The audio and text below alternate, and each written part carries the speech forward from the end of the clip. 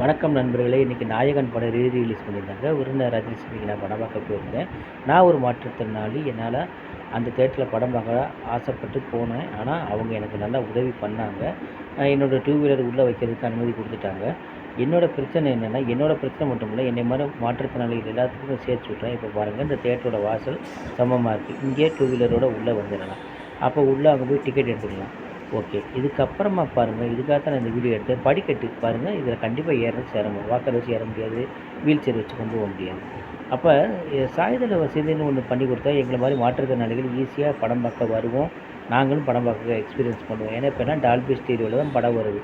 நாங்களும் அந்த theatre experience பார்க்கணும் இல்லையா? எங்களுக்கும் ஒரு ஆசை இருக்கும் இல்லையா? இந்த பாருங்கள், இதெல்லாம் சின்ன சின்ன படிக்கட்டாக இருக்குது. ஆனால் அந்த ஃப்ரண்ட்லேயும் சைட்லேயும் ஏறுறதுக்கு ரொம்ப சிரமப்பட்டேன். உதவி பண்ணாங்க. இதை எல்லா தியேட்டர் ஓனரும் சாய்தள வசதி வைக்கிறதுக்கு ஒரு சின்ன ஐடியா பண்ணால் உங்களுக்கு ஒரு வருமானம் வரும்.